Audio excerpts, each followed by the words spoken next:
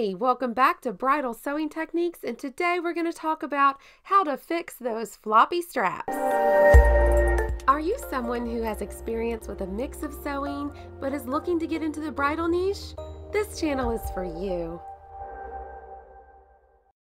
Can you picture the kind of straps I'm talking about? They're supposed to be stiff and kind of rest just a little off the shoulder. Well, I also have a couple other bonuses for you today. I'm going to talk about this little sewing kit that I make for my customers. It's super popular and can help save the day for them. And then I'm also going to talk about a little hack for making your own elastic looping that is a custom distance between the loops.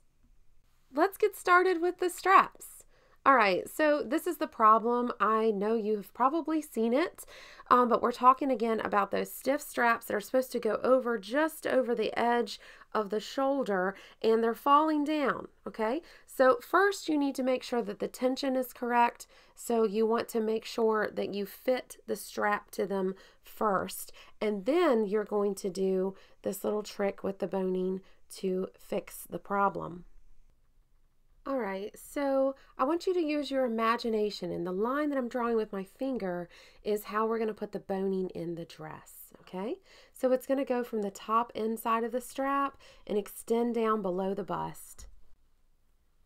All right, so what I have done is I have kind of fished up between the layers of the gown, and I've inverted the gown. So I am between the shell layer and the lining layer here, so that you can see all the interworkings of the gown. And this is where, as most of you know, this is where most of our work is done when we do bridal gown alterations. One thing I want you to look at, though, I have a little quiz for you. What's wrong with this picture? There's something here that we need to fix. Do you see it? Look at the boning underneath the bust area there. It's been bent, and it has memorized this bend, so I call it broken. You need to put a new piece of boning there, lash it down. I've kind of shown you how I would stitch it down.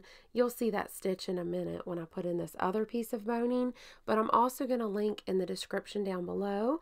I have done a video on how to correct that boning issue, but you're definitely going to want to fix the boning of the bodice as well as this other, and that's going to help her a lot. So I'm placing the boning where it goes all the way up to the inside edge of that strap, and then you're going to see that the boning extends on purpose. I'm not going to have it stop where the other boning starts, but we're going to have it extend, you know, another few inches down.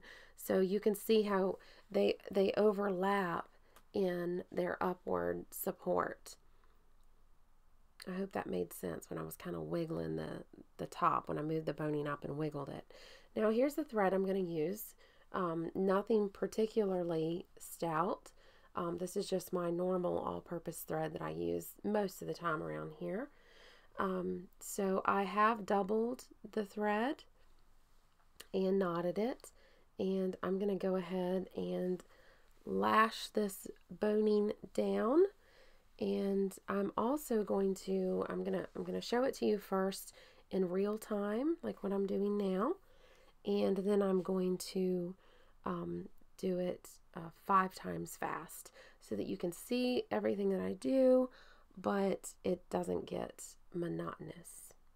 So I'm just going to kind of zigzag back and forth with a hand stitch. I'm just dipping down, picking up that inner lining. That inner lining is kind of a canvasy feeling fabric. I'm just going to pick into that just a little bit and crisscross across.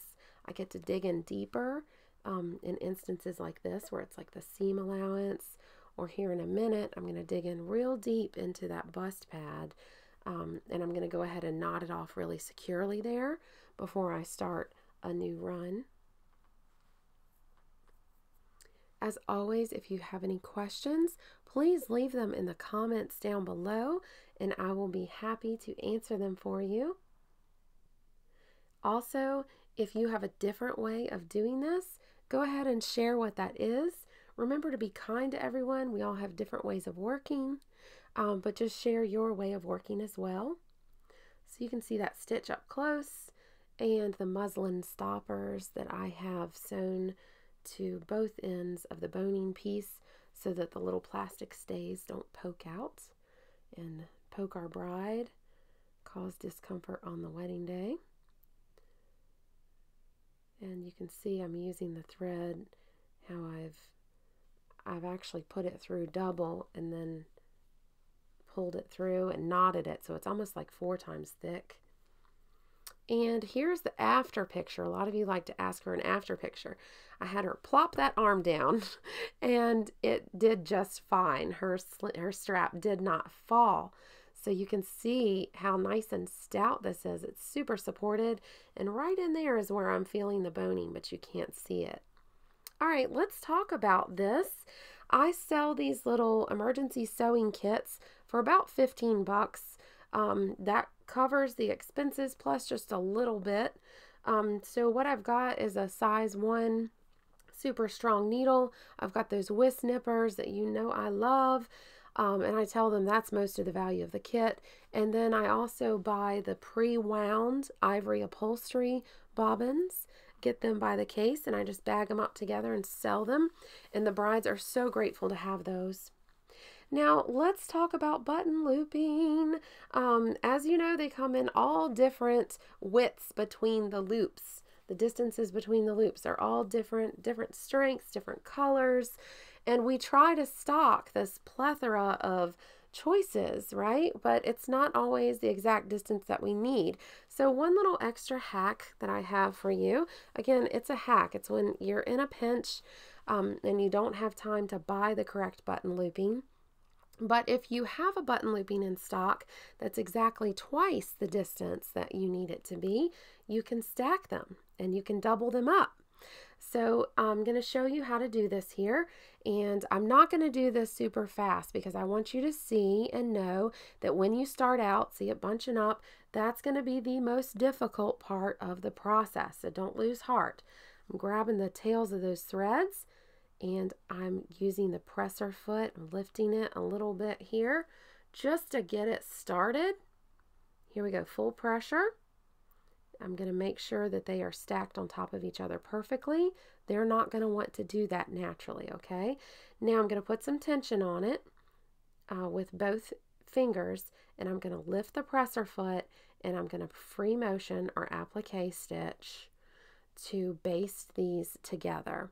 That way they won't be flipping and wonking around trying to move around on you while you are for real sewing them together here in a minute, okay?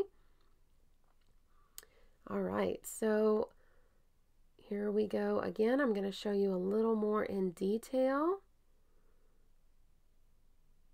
how I've got very little pressure on there with the presser foot. I'm using that knee lift to lift the pressure off and keeping them nice and stacked, and you can see how it gets easier as we work. Now I also want to mention I do have a video about my watch. Some of you may be interested in that. My watch is a measuring tape watch. I custom made it, and I do have a video. I'm going to link to that down below. I do have a video on how you can make your custom measuring tape watch. Now this one is not the bright yellow like the example that I used. This one I've kind of aged it a little bit with some dark gold. But yeah, so I made that, and it's a great way to sport your seamstress style around town. Now guys, ding, ding, ding, ding, ding, look, you are seeing me use an all-purpose zipper foot. I know it almost never happens. You guys normally see me with my left or right invisible zipper foot, but here's the all-purpose, and she is helping us with some nice wide tension to sew this down, to sew these 2 layers together. You're going to want to do this at least 1 pass, possibly even 2 passes, depending on how straight you can manage to get your stitch the first time you go through. I would not trust that basting stitch. I would not count that as a row of stitches holding these together at all. So if you have any other questions, I just want to remind you, leave them in the comments down below. And also hit subscribe, hit the little bell so that you will be notified when I upload new videos. I try to do that at least once a week. Take care, guys, and thanks for watching.